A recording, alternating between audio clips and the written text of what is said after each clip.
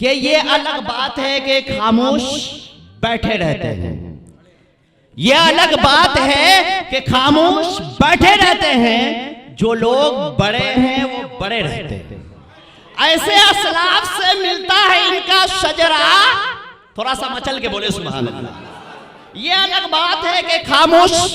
بیٹھے رہتے ہیں، جو لوگ بڑے ہیں وہ بڑے رہتے ہیں، ایسے اسلاف سے ملتا ہے ان کا شجرہ جن کے جوتیوں میں کئی تاج پڑے رہتے ہیں۔ آئے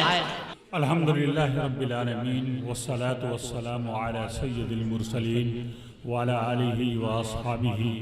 وازواجہ وذریاتہ واہل بیتہ اجمعین بارک وسلم تسلیما کثیرا کثیرا اما بعد۔ قال اللہ سبحانہ وتعالی فی القرآن المجید لقد كان لكم في رسول الله أسوة حسنة۔ وقال النبي صلى الله عليه وسلم تركت فيكم أمرين لن تزلوا ما تمسكتم بهما كتاب الله وسنتي۔ وقال النبي صلى الله عليه وسلم من يريد الله به خيرا يفقهه في الدين۔ سب سے پہلے میں اس بچے کو جنہوں نے قرآن کریم مکمل کیا ہے ان کو دل کی گہرائیوں سے مبارکباد پیش کرتا ہوں۔ ان کے والدین، ان کے اعزاء و اقربا، ان کے اساتذہ اور ان کے طلبہ سب کو میں دل کی گہرائیوں سے دعا دیتا ہوں کہ اللہ تعالیٰ ان کو اسی طرح سے نمونہ بنائے کہ جس طرح سے انہوں نے دین کے علوم کے ساتھ عصری علوم کو بھی جمع کیا، انہوں نے ایک طرح سے قدیم و جدید کو جمع کیا، اور ہمارے ملک میں اس کا رواج نہیں تھا۔ پہلے جامع ازہر میں مصر میں جو دنیا کی سب سے قدیم یونیورسٹی ہے، اور اتفاق سے مجھے 3 مہینہ وہاں گزارنے کا موقع ملا ہے، وہ جامع ازہر میں شرط ہوا کرتی تھی کہ اگر کوئی ڈاکٹر ہے تو اس کو 10 پارے یاد کرنے ہوں گے، کوئی انجینئر ہے تو اتنے پارے یاد ہونے چاہیے، یہاں تک کہ کوئی عالم ہے اور وہ عالمیت کر رہا ہے، قرآن یاد نہیں ہے، تو ہر سال مضمون ہوتا ہے ایک قرآن کی حفظ کا کہ اس سال 5 پارے، اگلے سال 5 پارے، 10 پارے۔ اس طرح سے قرآن اتنا رائج ہے مصر کے اندر کہ آپ جمعے کے دن دیکھیں گے خواتین جب بسوں میں سفر کرتی ہیں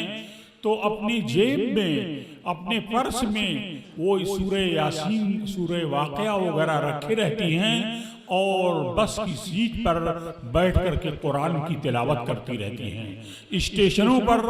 بیٹھ کر کے تلاوت کیا کرتی ہیں۔ تو جہاں پر قرآن کا رواج ہوتا ہے، اللہ کا شکر ہے کہ اب ہمارے ہاں یہ رواج ہو رہا ہے کہ عصری تعلیم یافتہ وہ ماشاءاللہ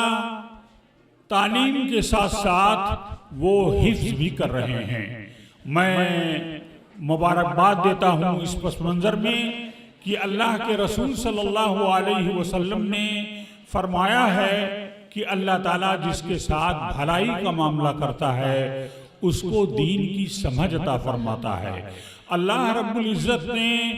ہمارے والدین کو، ہمارے سرپرستوں کو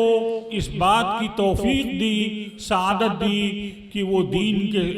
دنیا کے ساتھ، دنیاوی علوم کے ساتھ ہم کو دین کی بھی تعلیم سے روشناس کریں، دین کی تعلیم سے بھی ہم کو بہرہ ور کریں۔ میں نے ابھی قرآن کریم کی ایک آیت تلاوت کی ہے، مفہوم ہے تمہارے لیے رسول کی زندگی میں آئیڈیل ہے، تمہارے لیے رسول کی زندگی میں نمونہ ہے، تمہارے لیے رسول کی زندگی میں پیروی ہے۔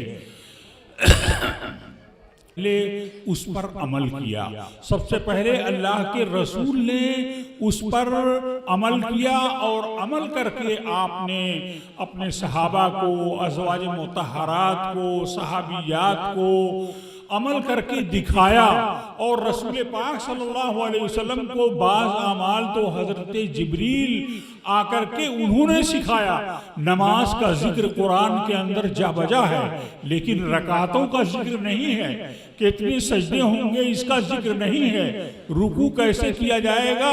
اس کا ذکر نہیں ہے، لیکن اس کی تشریح کون کرتے ہیں؟ ہمارے اللہ کے رسول کرتے ہیں، اور اللہ کے رسول کی سنتیں وہ ہمارے لیے باعث پرورش ہیں۔ ایک مرتبہ صحابہ کرام کی ایک جماعت آئی حضرت عائشہ رضی اللہ عنہ کے پاس، اور آ کر کے عرض کیا کہ ام المومنین آپ ہمیں بتائیے کہ اللہ کے رسول کس طرح سے عبادت کیا کرتے تھے، آپ کے معمولات گھر میں کیا ہوتے تھے؟ آپ نے فرمایا کیا تو نے قرآن نہیں پڑھا؟ کانا خلق رسول اللہ القرآن، رسول پاک صلی اللہ علیہ وسلم کے اخلاق قرآن تھے، رسول پاک صلی اللہ علیہ وسلم کے معمولات قرآن تھے۔ قرآن کریم اللہ رب العزت کے الفاظ ہیں، معنی ہیں، اور رسول پاک صلی اللہ علیہ وسلم کی زندگی یہ آپ کی سنت ہے، ہمارے لیے منہج ہے، ہمارے لیے چلنے کا طریقہ ہے۔ ایک مسلمان کے لیے سب سے فخر کی بات یہ ہے کہ ہمارے پیغمبر جس چیز کا حکم دیتے ہیں سب سے پہلے اس پر خود عمل کرتے ہیں۔ یہ چیز آپ دوسری شریعتوں میں نہیں دیکھیں گے اور اس کی تفصیلات نہیں پائیں گے۔ اللہ جزائے خیر دے ہمارے محدثین کو، ہمارے مشائخ کو، ہمارے اولیاء کو کہ انہوں نے احادیث کو بھی جمع کر دیا، احادیث کو اس طرح سے جمع کر دیا کہ رسول پاک صلی اللہ علیہ وسلم کی پوری زندگی، اخلاقیات، عبادات، غزوات، ساری چیزیں اس کے اندر سمو دی، اور معاملات ساری چیزیں اس کوزے کے اندر بند کر دی۔ یہ اللہ کا بڑا کرم ہے، ہمارے مشائخ کے ذریعے یہ کام ہوا، ہمارے محدثین کے ذریعے یہ کام ہوا۔ رسول پاک صلی اللہ علیہ وسلم نے فرمایا کہ میں دو چیزیں تمہارے درمیان چھوڑ کر کے جا رہا ہوں، ان دونوں چیزوں پر تم مضبوطی سے قائم رہنا، کبھی گمراہ نہیں ہو سکتے۔ ایک اللہ کی کتاب، دوسری رسول کی سنت۔ اللہ تعالی ہم کو اللہ کی کتاب پر جو ہمارا دستور العمل ہے اس پر عمل کرنے کی توفیق عطا فرمائے، رسول پاک صلی اللہ علیہ وسلم کی سنتوں پر عمل کرنے کی توفیق عطا فرمائے۔ وآخر دعوانا ان الحمدللہ رب العالمین۔ تشریف لائیں، دعا ہونے جا رہی ہے، سبھی حضرات تشریف لائیں، جو کہیں متوجہ ہے ادھر آئیں اور دعا میں شریک ہو۔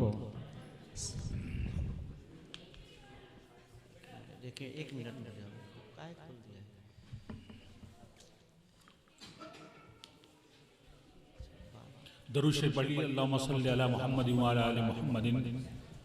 کما صلیت علی ابراہیم وعلی آل ابراہیم انکا حمید مجید۔ اللہم بارک علی محمد وعلی آل محمد کما بارکت علی ابراہیم وعلی آل ابراہیم انکا حمید مجید۔ ربنا آتنا فی الدنیا حسنہ وفی الآخرۃ حسنہ وقنا عذاب النار۔ ربنا ظلمنا انفسنا وإن لم تغفر لنا وترحمنا لنكونن من الخاسرین۔ یا حی یا قیوم برحمتک نستغیث، یا حی یا قیوم برحمتک نستغیث، یا حی یا قیوم برحمتک نستغیث۔ اے پروردگار عالم، ہم خطا کار ہیں، ہم سیاہ کار ہیں، ہمارے گناہوں کو تو معاف فرما، ہمارے اوپر تو رحم فرما، اپنی بخشش فرما۔ اے اللہ تو بڑا کریم ہے، بڑا رحیم ہے، بڑا شفیق ہے، بڑا مہربان ہے، بڑا ستار العیوب ہے، غفار الذنوب ہے۔ اے اللہ ہمارے گناہوں کو تو بخش دے۔ اے اللہ جو ادارے کام کر رہے ہیں، جو دینی ادارے، جامعات، دینی مکاتب، مساجد اور مکاتب، اے اللہ تو غیب سے ان کی مدد فرما۔ اے اللہ تو اپنی حفاظت میں، اپنی رعایت میں انہیں رکھ۔ اے اللہ جو لوگ مدرسے میں پڑھتے ہیں، اے اللہ ان کو دین کی بھی ترقی عطا فرما، دنیا کی بھی ترقی عطا فرما، دنیا میں بھی سرخرو ہوں اور آخرت میں بھی سرخرو ہوں۔ اے اللہ اس بچے نے طٰہٰ صلی اللہ علیہ وسلم نے قرآن تک کی تکمیل کی ہے، اے اللہ ان کے قرآن کے حفظ میں تو برکت عطا فرما، ان کے سینے میں جمع فرما، اے اللہ اس پر عمل کرنے کی توفیق عطا فرما، اے اللہ تو ہمارے علماء صلحاء اور بزرگان دین کی حفاظت فرما اور ان کی مدد فرما، اے اللہ ان کو تو صحت اور عافیت سے رکھ، اے اللہ ہم تیرے کرم کے محتاج ہیں، تیرے رحم کے محتاج ہیں، اے اللہ ہم دنیا سے جو ہمارے بھائی جا چکے ہیں، ہمارے آبا و اجداد جو اس دنیا سے جا چکے ہیں، تو ان کی بخشش فرما، تو جنت میں تو قبر میں جنت کی کھڑکیاں ان کے لیے کھول دے، اے اللہ ان کو ریشم و دیباج کے بچھونے بچھا دے، اے اللہ تو ہر حال میں ہمارے اوپر رحم فرما، اے اللہ ہم تیرے رحم کے محتاج ہیں، اے اللہ دیر تک آج یہ بندگان خدا جگتے رہے اور دین کی باتیں سنتے رہے نہایت ہی شوق و جذبے کے ساتھ، اے اللہ تمام موجودین کو اے اللہ تو بخش دے، اے اللہ تو انہیں سکون اور اطمینان عطا فرما، اے اللہ ان کو تمام شرور و فتن اور آفات سے محفوظ فرما، اے اللہ اس بچے کے خاندان والوں کو تو برکت عطا فرما، اس بچے کے والدین کو بھی تو برکت عطا فرما، اور اللہ تعالی ہمارے اس چھوٹے سے ادارے کو حاجی وسیع احمد صاحب مرحوم ان کو بال بال تو ان کی مغفرت فرما، اے اللہ بال بال تو مغفرت فرما، اے اللہ مردے قبر کے اندر انتظار کرتے ہیں کہ کون ہمارا وارث ہے، ولی ہے، کون ہمارا دوست ہے، کون ہمارے احباب ہیں جو ہمارے لیے فاتحہ پڑھتے ہیں، جو ہمارے لیے معوذتین پڑھتے ہیں، جو ہمارے لیے قرآن پڑھ کر کے بخشتے ہیں اور ہماری بخشش کے لیے دعائیں کرتے ہیں۔ ایسے بھی واقعات لکھے ہیں کہ بے دینی تھی، ایک شخص بے دینی سے کے گھر میں موت ہوئی، قبر میں عذاب ہو رہا تھا، لیکن بچے نے جب مسجد میں جا کر کے بسم اللہ شروع کی تو اللہ نے اس مردے کے عذاب کو رفع کر دیا اور دفع کر دیا کہ اس کے بچے نے آج میرا نام لیا ہے اور بسم اللہ اس نے شروع کی ہے، رحمان الرحیم اس نے کہا ہے۔ تو اے اللہ جو حاضرین ہیں، جو غائبین ہیں، جو مومنین ہیں، سب کی تو مغفرت فرما، اے اللہ ہمیں دین پر قائم و دائم فرما۔ اللہ کا ارشاد ہے فَلَا تَمُوتُنَّ إِلَّا وَأَنْتُمْ مُسْلِمُونَ، کہ مرتے دم تک اس اسلام پر قائم رہنا۔ اے اللہ ہماری تمنا ہے کہ ہماری موت ہو تو کلمے پر ہو، ہماری موت ہو تو لا الہ الا اللہ محمد الرسول اللہ ہماری زبان پر جاری ہو۔ ربنا تقبل منا انک انت السمیع العلیم وتب علینا انک انت التواب الرحیم۔ لا الہ الا اللہ محمد الرسول اللہ۔